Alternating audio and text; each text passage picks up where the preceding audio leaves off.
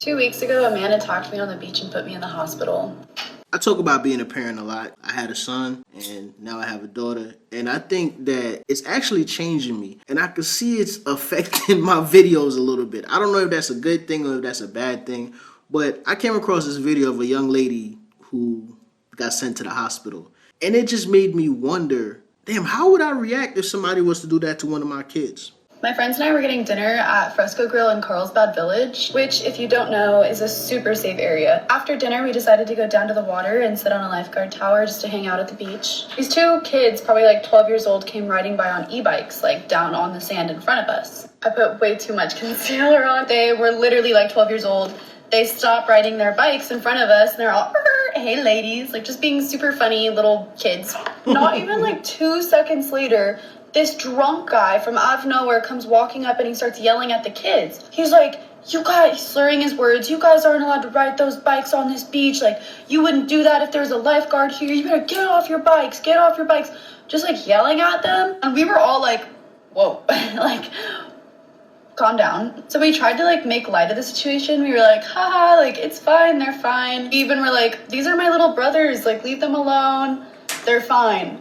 I thought the story was going to go a different way. I thought it was going to be one of them situations where a young man tried to talk to her and she wasn't interested and he put hands on her and sent her to the hospital. I thought that's where that was going.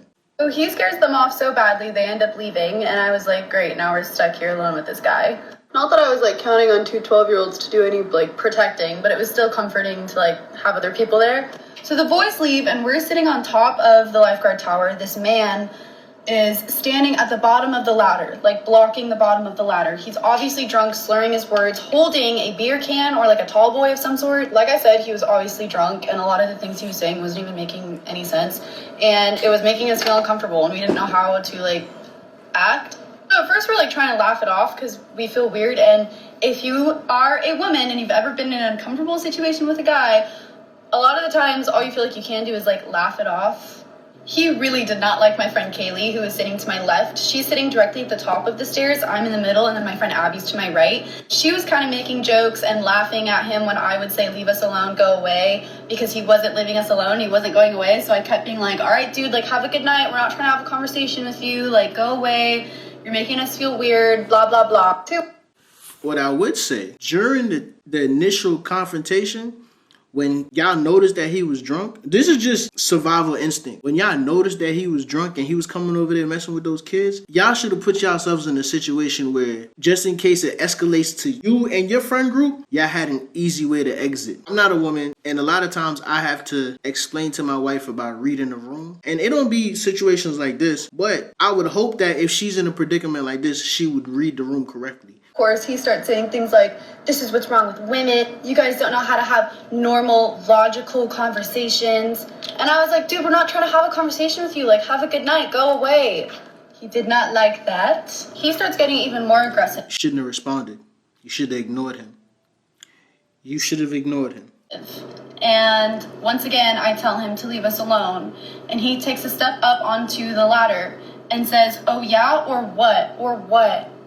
And it wasn't just one step up, like he was trying to scare us and like make a point or whatever. He was coming up that ladder and he wasn't stopping. My friend Kaylee, the one that's sitting at the top of the ladder, she puts her foot out and she's like, don't come up here. Everything's happening so quickly. We're all saying, stop, leave us alone, get down, get back. Kaylee quickly takes her foot back because we're all afraid he's gonna like grab her. She's scooting back on her butt. He's coming up the ladder and at this point, she's scooting back. He's basically standing over her at this point. And that's when I got in the middle of them and I said, dude, get back. Don't come up here. And he says, oh yeah, or what, one more time. Grabs my jacket and chucks me off the top of the lifeguard tower. Chucks me. So I fall right onto my head and my ribs on the sand, which resulted in a... Hold on. What beach was y'all at? There wasn't no other people on the beach to see that going on? Collapsed right lung, meaning my right lung separated from the rib cage and air got in between my lung and my ribs. I thought I had for sure broken a rib, maybe even my collarbone, because everything was just not where it was supposed to be sitting. So I fall, quick bright flash of light, and that's how I knew crap, I just hit my head really hard. I don't really know how I landed. I landed somehow like this, I think. Even this hurts really bad still. The guy starts running away. My friend Kaylee goes after him, and she's trying to record him, and she's like, don't you dare try to leave. We already called the cops. Like, you're not going to get away with this. She's I should have called the cops from before it even got that far. I don't know where you and your friend Haley from, but it sounds like y'all survival instinct y'all need to update y'all survival instinct, because it don't seem like y'all have any. It should have been an automatic red flag. Like, y'all should have put yourselves in a situation where you're not going to be trapped. 2, call the police. taking pictures of him, to which he starts bumping his chest into her and putting his hands on her again. So then she's like, oop, I can't be alone over here with you. She comes back over to the group. I remember laying on my back and the guy coming back over and like standing over me. And I just remember him like staring at me and going like this and like talking to some other guy. Long story short, he ends up getting away. There weren't really any men around. There were just like younger, maybe high school boys. I was in the hospital for 4 days. 4 days? Yeah, I was on the 3rd and I left on the 5th of July. I'm still in pain. I still can't like sleep comfortably. My arm was in a sling as of just a few days ago. This was not a fun healing process. My family ended up posting those photos we took of him that night and posted it on their socials asking if anyone recognized him, to which someone did. So we did find out who he is. The worst 4th of July of my life. We also found out that this is not the first time he has attacked a girl. I've read a few people on Facebook that had recognized him saying that he specifically targets women-owned businesses like hair salons. One lady had him walk in through their back door and ask, like, what are you doing here? Like, what is this? And she was like, it's a hair salon. And then he like mumbled something under his breath and she then like closed the door and locked the door. That same woman owned another location in Oceanside, which she had to close down because of him. He kept coming in and making her feel unsafe.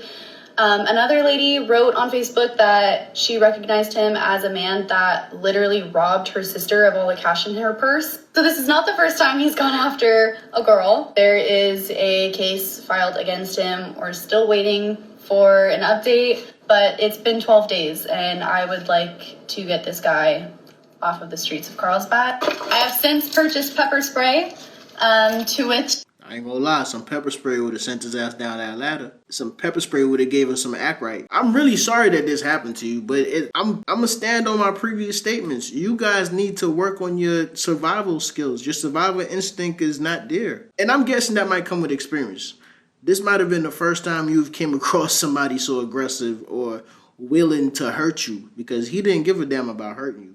And at that point in time, you shouldn't have given a damn about hurting him neither. You know what I'm saying? Y'all should have tried to kick his ass off that ladder. When I see stories like this, I kind of get upset, because you know how the females be like, oh, I choose the bear. Bitch, don't choose the bear. The bear is going to eat you up. Okay? But these type of stories give fuel to the fire of women saying they choose the bear. All of us men are not like this. That goes to say, learn how to protect yourself. You don't need to choose the bear. In fact, if you learn how to protect yourself, you would fare a lot better against a man than you would a bear. Okay? You got pepper spray. Learn how to use some pepper spray. You can get you a blick. Feel what I'm saying? But all in all, learn how to protect yourself so you don't end up in those type of situations like this.